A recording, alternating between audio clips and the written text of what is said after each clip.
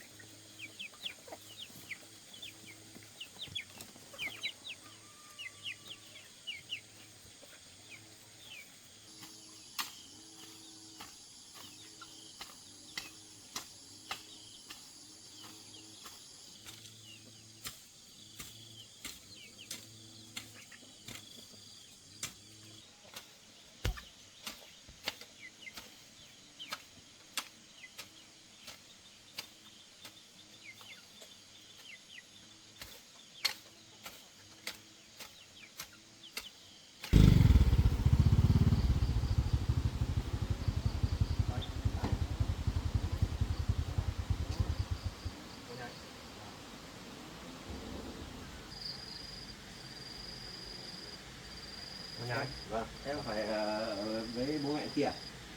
Vâng, em vẫn đang ở chung bố mẹ nhưng mà em bị chuyển ra đây sống một mình như này. Đây là ở đây riêng của mình.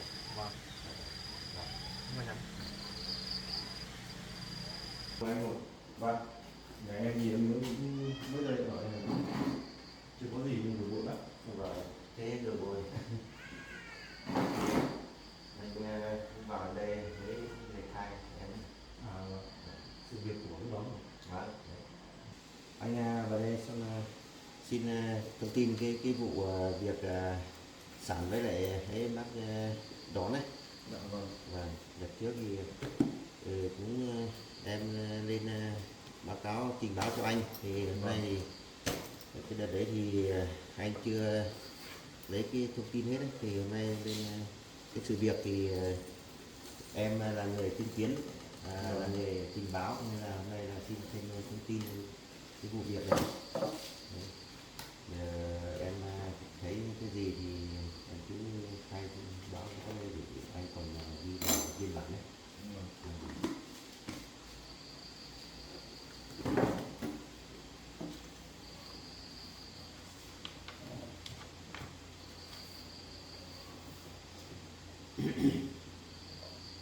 Rồi cái pha nước vào uống xong là Vâng, để em thì để đấy em cho thông tin trên cái vụ việc đấy để cho rõ ràng. Hợp ấy, cho anh hỏi. Vâng. Cái hôm đấy là em đi đâu mà lại vô tình lại gặp đón ở đấy? Hôm đấy thì em cũng đang trên đường em sáng cũng chủ lý đường ấy. Xong là em cũng gặp Sản với một thằng nữa. Nó lao từ trên đồi xuống rồi người nó cảm giác là nó hốt hoảng. Nó như kiểu nó vừa làm vụ việc gì xấu ấy. Nó hốt hoảng mà thấy sợ sệt điều gì đấy. Xong gặp em thì Sản cũng bỏ chạy luôn, bỏ một thằng ở lại. Xong là có cái xe máy màu đỏ chắc là với đón. Xong hai thằng ấy cũng nhận của nó luôn. Thế là cái lúc đấy là em đi là thấy nó đang buộc trói đấy phải không? Vâng, lúc đấy là em lên, lúc đấy thì em đi ăn sáng quay về đấy, chắc khoảng tầm 3-4 tiếng sau em quay lại. Em đi ăn sáng rồi đi dạo đi cà phê nữa. Rồi quay lại thì gặp hai đối tượng ở đấy, cũng ở chỗ ngã ba đấy em gặp đấy. Vâng. Thế là cái lúc đấy là em đi cởi trói cho đó là ai cởi trói? lúc đấy thì em lên cửa chói. À, Lúc đấy em cũng nghi ngờ là em sợ hai thằng này nó lên trên đấy thì sợ họ lên đánh bạc chứ lúc đấy thì em lên kiểm tra thôi, mà lên cái tình cờ đấy thấy đón thì đang bị trói trong cái cây. Thế là em hoảng quá em cũng chạy ra cởi trói cho đón luôn, và đưa đón về cho em uống nước và ăn ít cơm hoa quả. trong cái lúc đấy kể chói là em với ai hay là mỗi mình em ở đấy? Cũng mình em thôi. À, Vâng. Hai đối tượng ấy anh ạ, có hai thằng, một thằng tên Sẵn, còn một thằng thì bịt kín khẩu trang, thấy người lạ lạ chắc không phải người trong địa bàn này, nhưng mà hôm nay anh em mình đi lại không tóm được. Bây giờ thì không biết là đối tượng đi đâu, chẳng biết các anh tìm được thấy chưa ạ?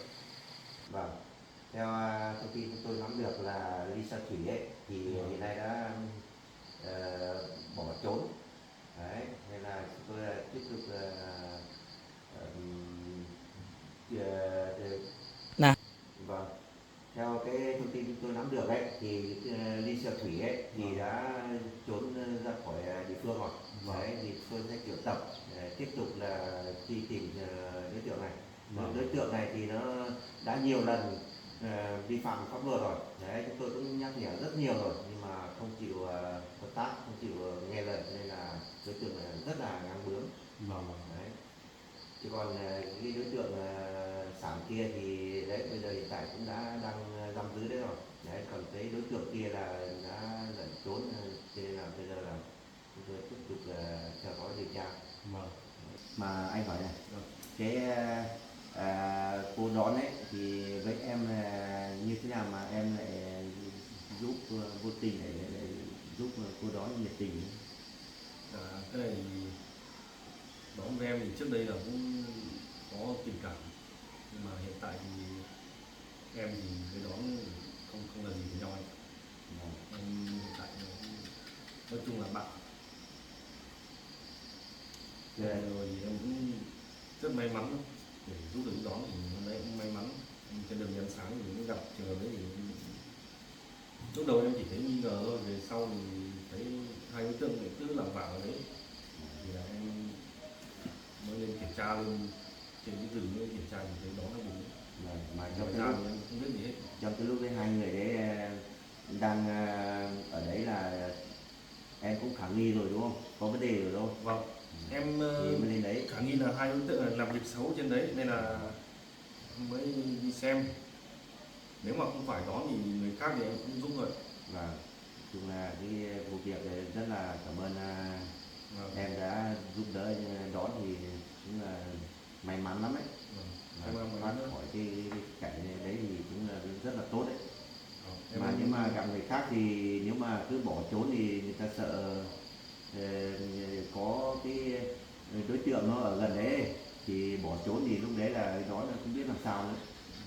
hôm đấy thì cũng rất may mắn, nếu mà không gặp em thì có khi đón còn bị nặng hơn nữa. Mà khi bị trói đấy là lâu, còn đói khát nước các kiểu nữa là cũng nguy hiểm đấy. Thì em thấy hai đối tượng này cũng rất là nguy hiểm. Em cũng mong là bên công an các anh cũng sớm bắt được đối tượng kia. Mà về Sản thì anh bây giờ phải giam giữ lại, còn đừng thả ra. Rồi cái đấy chúng tôi có Bây giờ mà thả ra thì rất là nguy hiểm cho đón.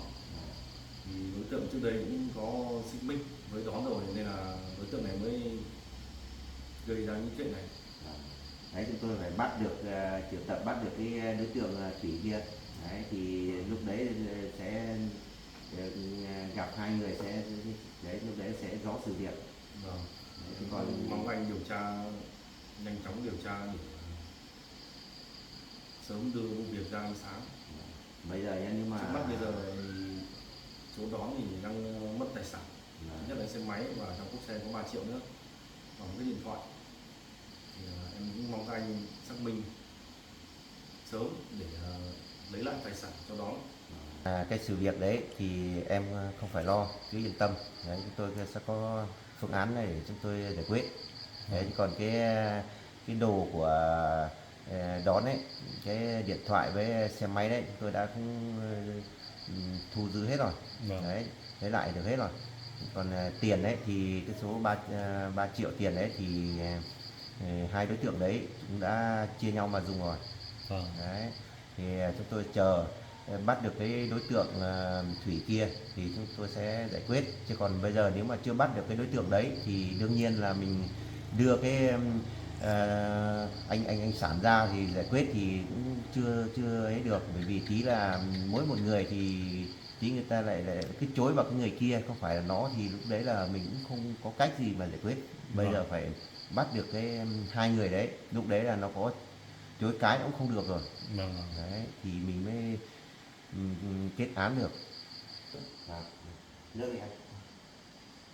Em thì cũng rất là cảm ơn các chú công an cũng đã giúp đỡ người dân để trấn áp tội phạm nguy hiểm như vậy. Em bây giờ cũng mong là các anh sớm điều tra vụ này để nhanh chóng đưa các đối tượng nguy hiểm này vào để cải tạo. Chúng tôi có trách nhiệm thôi, cái đấy là trách nhiệm của chúng tôi thôi. Đấy, chúng tôi phải có trách nhiệm để mà bảo vệ dân. Đúng. Còn cái đối tượng Thủy ấy, sau khi chúng tôi bắt được, chúng tôi sẽ vào phương án giải quyết. Đấy, lúc đấy là hai đối tượng đấy đã đủ điều kiện, chúng tôi đã khởi tố rồi. Đấy. Em thấy cái vụ này cũng rất là nghiêm trọng vì là còn bắt người trói trên rừng trái phép ấy. Cái này là rất nguy hiểm và cả cướp tài sản nữa, nên là cũng mong sớm các anh điều tra vụ này nhanh chóng để trấn an lòng dân. Vâng, em cứ yên tâm. Đấy, chúng tôi đã vào cuộc rồi, chúng tôi sẽ có trách nhiệm sẽ tiến hành bắt giữ được cái đối tượng Thủy kia sớm thôi. Từ đấy chúng tôi đã đủ điều kiện kết án để khởi tố rồi. Đấy, thì chắc chắn là hai đối tượng này nó sẽ không thoát được đâu. Vì thứ nhất là cái hành vi là đi trói buộc người khác này, thứ hai nữa là còn bị trộm cắp này, phá hoại tài sản này, các thứ này là đã đủ kết án đi tù rồi. Đấy, nên là bây giờ là em cứ yên tâm, chúng tôi sẽ tạo biện pháp để mà xử lý cho mạnh tay.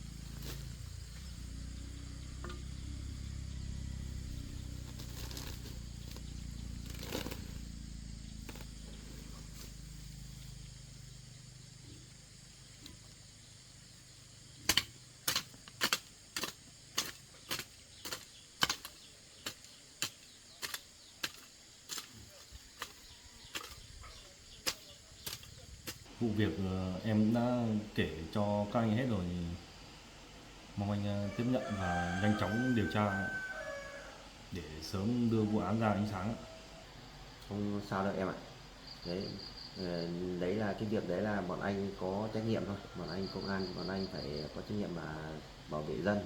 Đấy, nên là có những cái gì xảy ra, những cái gì thì em cứ trình báo lên bọn anh sẽ có mặt để mà xử lý kịp thời.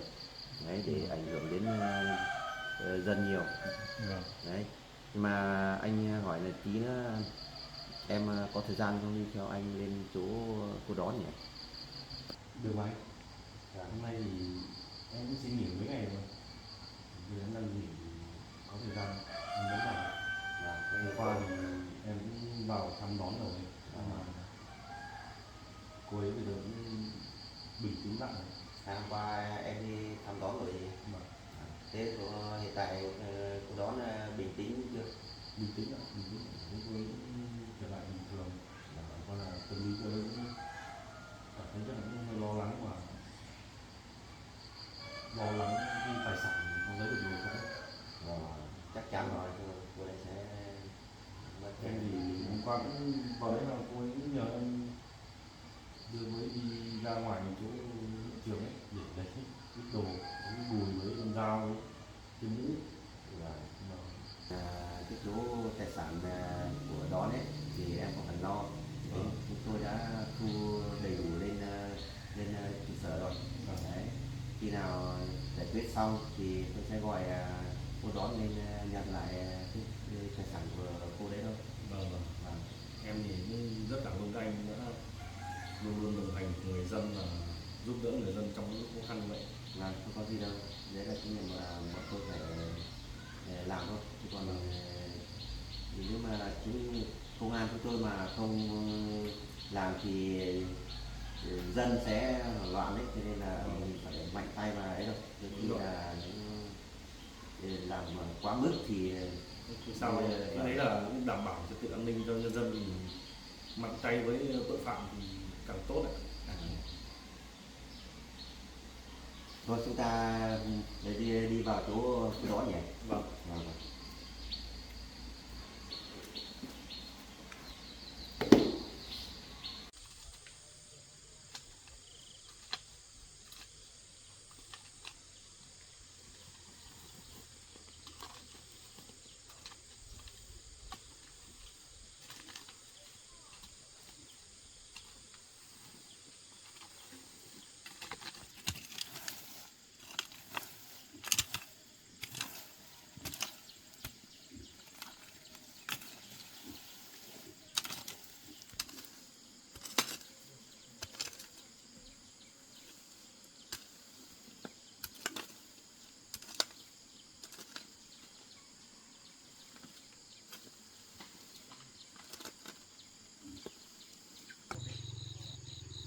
Anh vào đây bao giờ chưa? Vào rồi.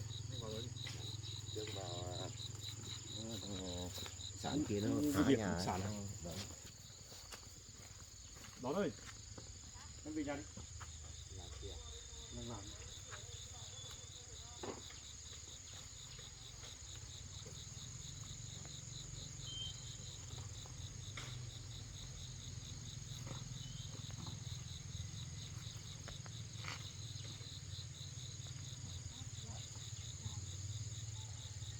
Anh với 19 rồi. Em đang làm vườn à? Vâng, Đấy. sẽ ít cỏ anh ấy.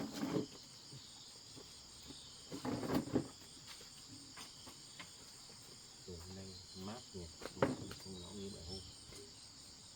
Trong mình mấy hôm nay thì cũng mát, mà trong này thì rừng cây nhiều ấy nên là nó mát lắm. Tối hôm qua em cũng về đây nói chuyện với đón rồi. Vâng. Đúng rồi, em vào cũng hơi muộn, còn đi lấy đồ ở dưới chỗ hiện trường nữa này là về đến nhà đây thì cũng tối rồi, bật đèn ngồi chơi một lúc em cũng về luôn. Vâng. Không vào động viên đón này, đón những gặp sự việc này cũng rất là nguy hiểm, nhưng may là gặp nhiều người giúp, không là để mà mình em lấy cái đấy mình cũng rất là mệt. Nước xuống nước. Vâng.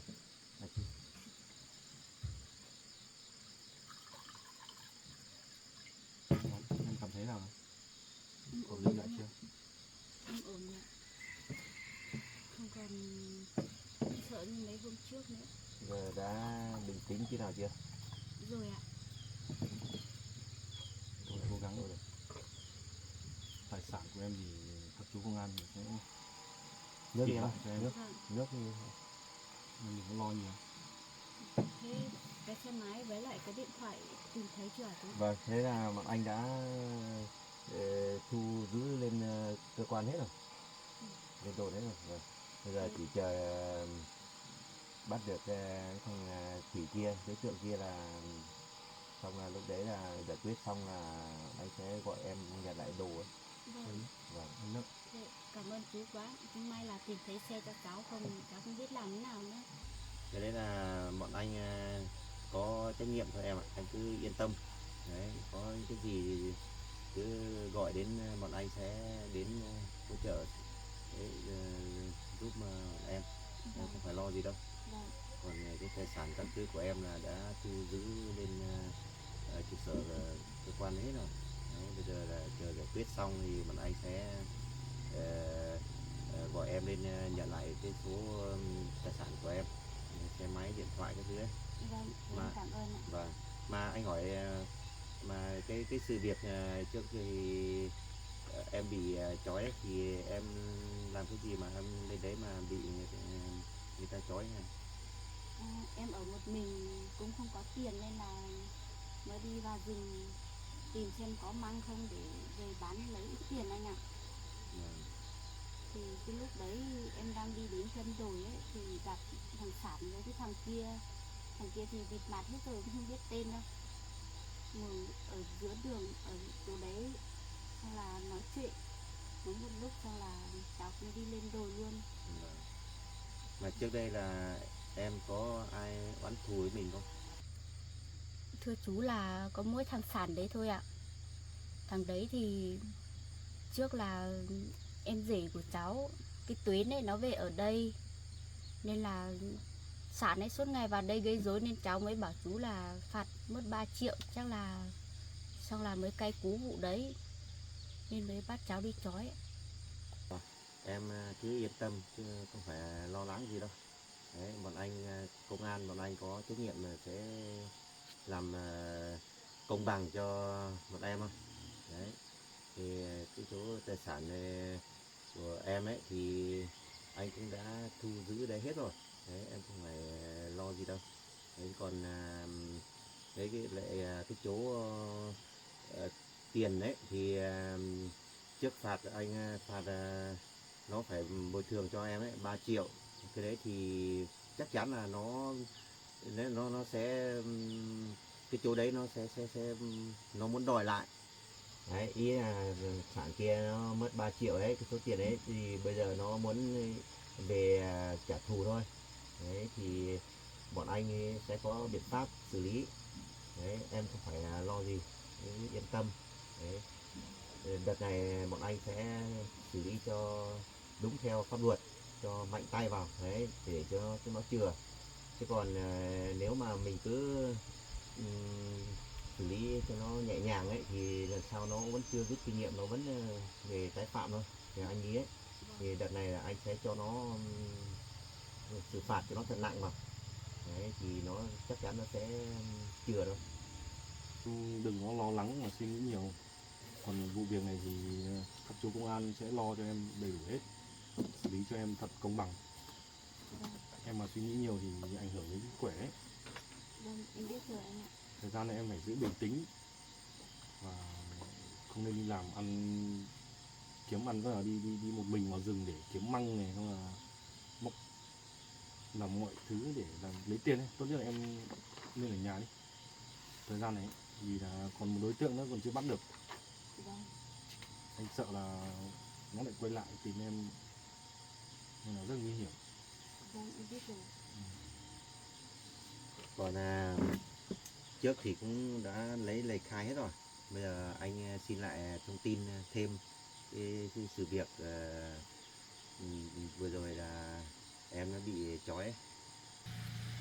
Cái sự việc đấy thì đã xảy ra rồi, nhưng mà cái đợt trước ấy, thì anh đã gọi em lên cơ quan rồi. Thì lúc đấy thì anh cũng hôm đấy là hai người đấy lên trình báo ấy, thì hôm đấy là tôi cũng có cái thông tin rồi nhưng mà cũng vội vàng chưa kịp hỏi hết. Thì cái sự việc mà hôm đấy bắt em ấy thì là ai bắt trước nữa? Thưa chú là hôm đấy ấy, thằng Sản đi theo cháu lên đồi. Không. Thưa chú là hôm đấy cháu đi vào trong rừng ấy thì đi đến đấy nóng quá, cháu chặt cái lá cọ về để quạt. Lúc quay về thì thấy thằng Sản ở đằng sau. Sản bảo là nóng quá, mượn con dao của cháu chặt lá cọ. Xong là nó cứ chặt tờ này sang tờ khác. Rồi có một thằng đằng sau ấy chùm cái bao tải vào cháu ạ. Xong lúc cháu nhìn thấy thì thấy hai thằng đấy đang trói cháu rồi ạ. Theo anh nghĩ là cái lúc đấy là nó lợi dụng thời cơ để bắt em ấy. Đấy, nhưng mà cái lúc em đang đi là tôi thấy nó rình theo sau đi không hay như thế nào? Không Hay là ạ, đi ra đấy đã gặp nó ở đấy luôn? em ra đấy, cháu ra đấy đi chặt lá cọ quay về mới nhìn thấy Sản đi đến đấy ạ. Rồi. Ban đầu ấy thì cháu với Sản gặp nhau ở dưới đường thôi. Sau là lúc cháu lên đồi ấy thì cũng không thấy thằng Sản nữa. Lúc cháu chặt lá cọ thì quay về mới thấy Sản ở đằng sau ạ. Lúc đấy là hai người cầm những cái gì với cái gì đi, em có để ý không? Có ạ, cầm cái bao tải to với lại mấy cái dây nữa. Lúc cháu lên thì thấy em đang bị trói rồi, còn thấy hẳn bao tải nữa. Cho anh nghĩ là chắc là nó lên phương án từ nhà đi rồi đấy, nó Đúng lên kế rồi. hoạch từ nhà đấy, Có kế hoạch rồi. nó mới cầm bao các Vì thứ là đi đúng không? có Dây hai đúng người không? cơ chứ ạ. Nó có hai người, một người thì thằng Sản lúc đầu như qua lời kể của cái đón thì cháu nghĩ thằng Sản lúc đầu chắc là đi tác động tâm lý trước, có nghĩa là đi để lấy con dao, cầm con dao từ tay cái đón về đấy. Vâng. Xong là một thằng ở đằng sau là khống chế đón. Em ạ, cái thông tin em vừa kể ra đấy thì em nói chưa rõ ràng đấy, chưa dứt khoát đấy, cho nên là anh cũng ghi biên bản rồi, nhưng mà cái sự việc này thì em phải kể cho rõ ràng hơn đấy thì anh mới biết để mà ghi biên bản đây, sau này còn có hướng mà giải quyết. Anh ơi, em nghĩ là đón chắc vẫn đang hoảng sợ khi nghĩ những vụ việc vừa rồi ấy, nên là cô ấy chưa thể bình tĩnh để kể lại sự việc này.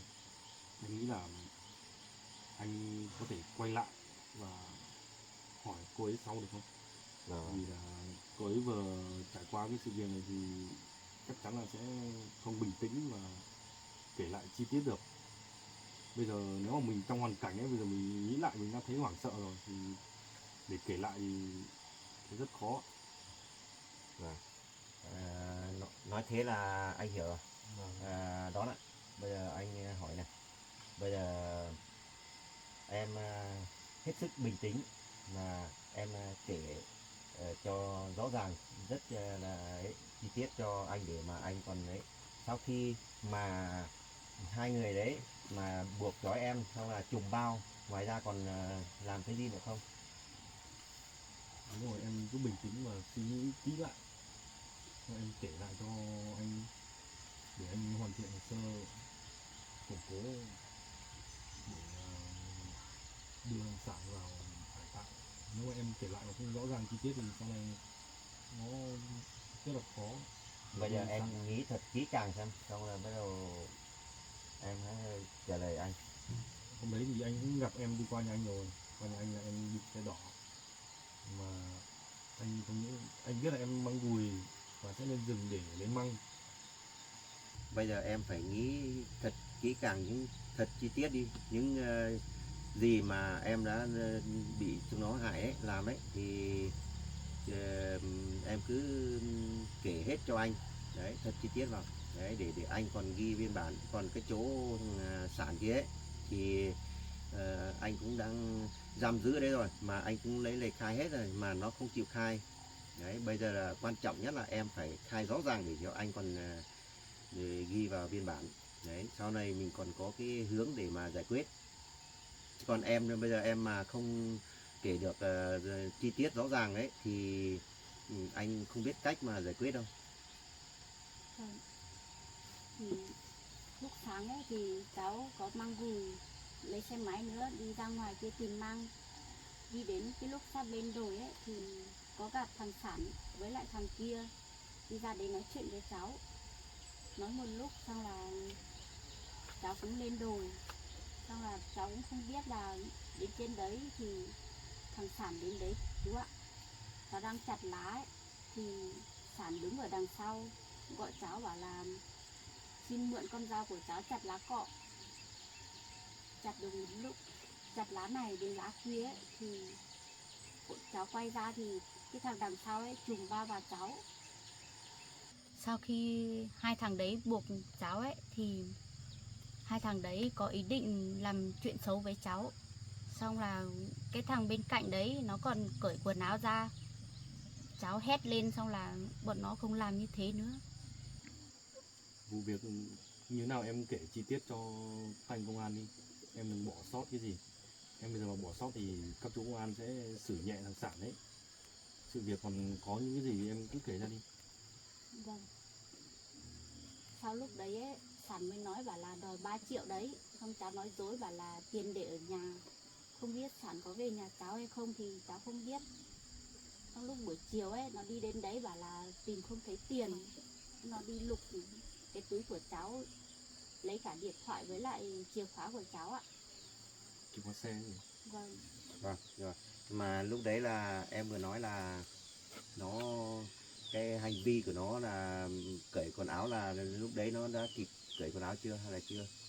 Nó cởi quần áo của nó. À, cởi quần áo của nó đấy. Vâng. À, nhưng mà cái lúc là em là đã bị đánh đập gì chưa?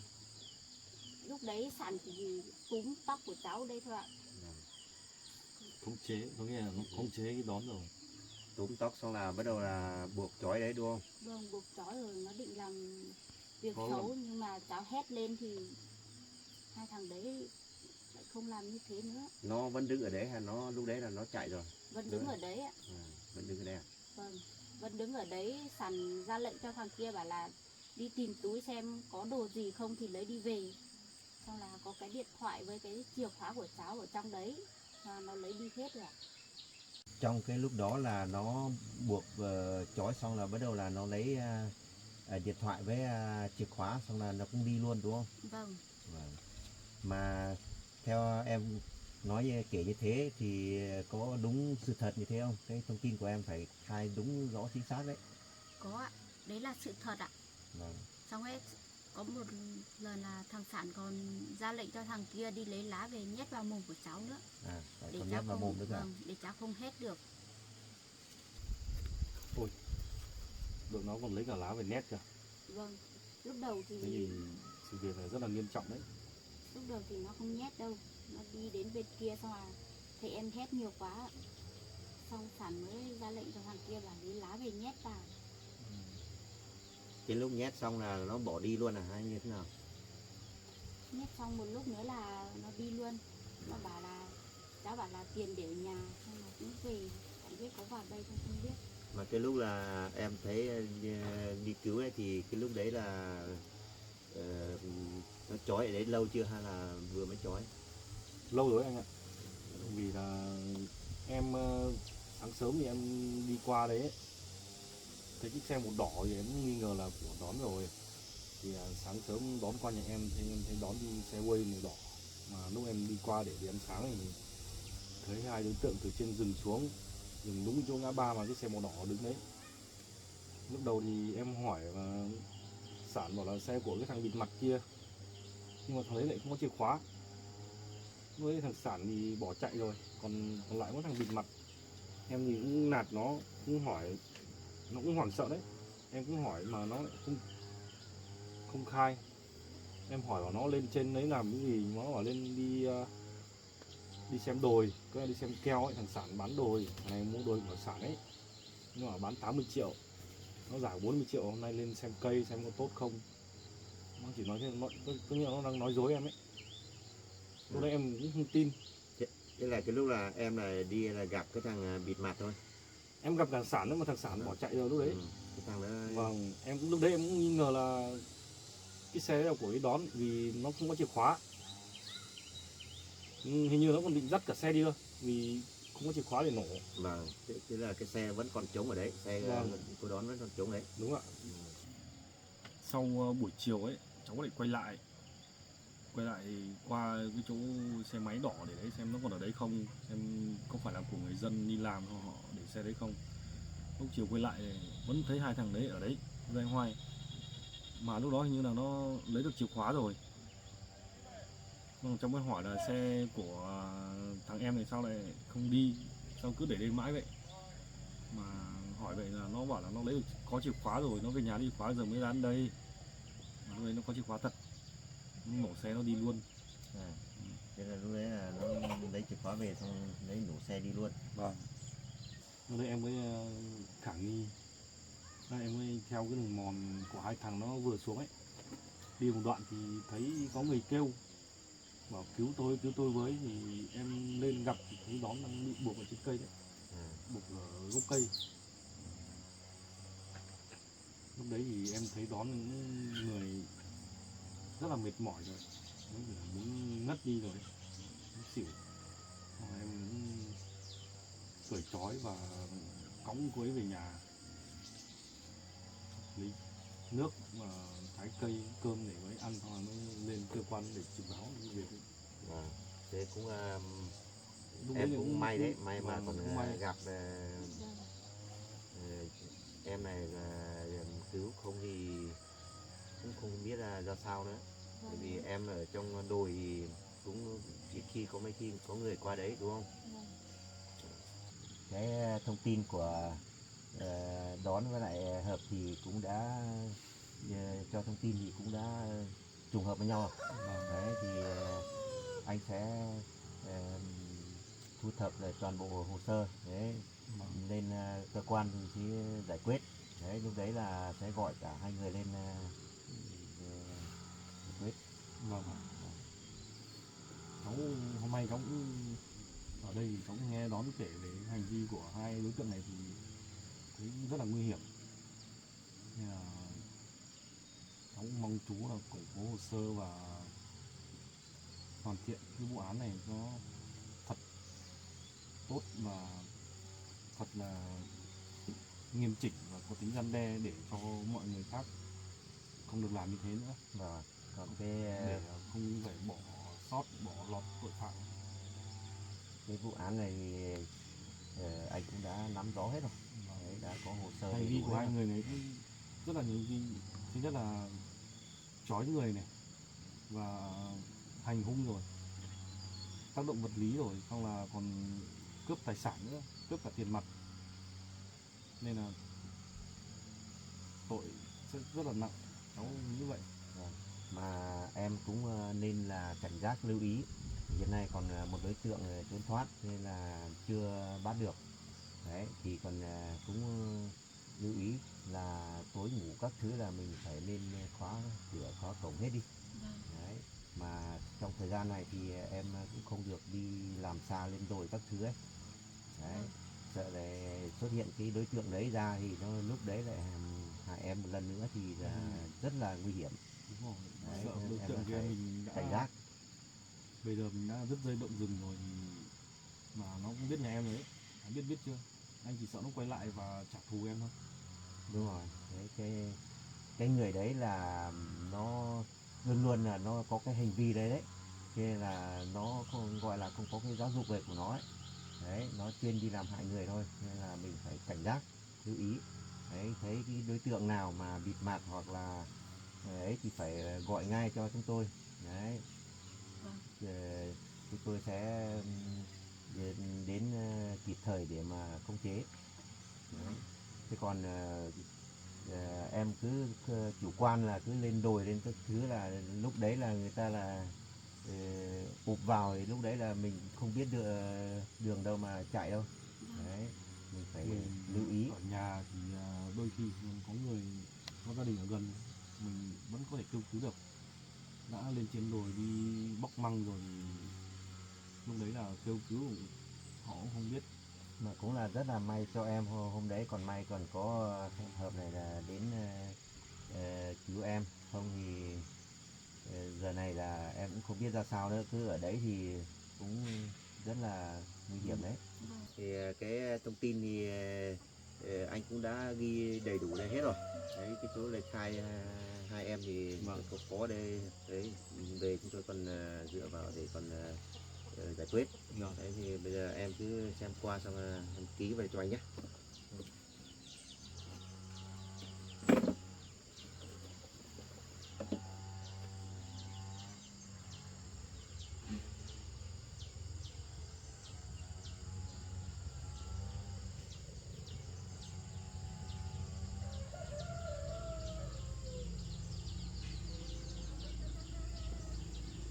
Em ký rồi, thông tin này Cảm ơn nhé. Mời em cũng đầy đủ và chính xác rồi. ký vào đây nhé.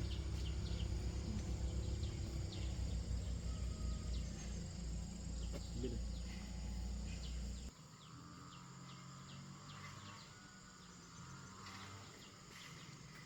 Được.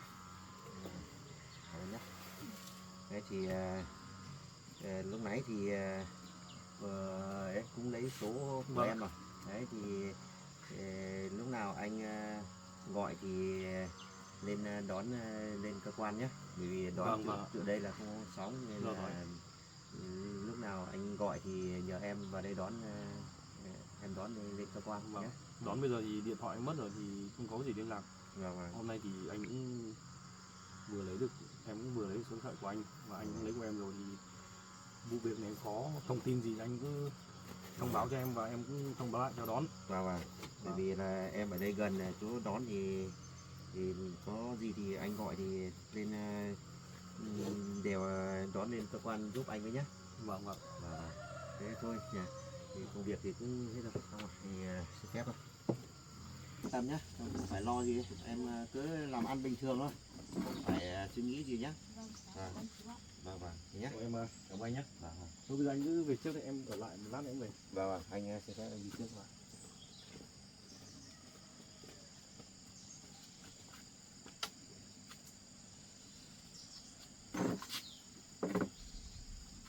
Em đi làm đi. Chào các anh ạ.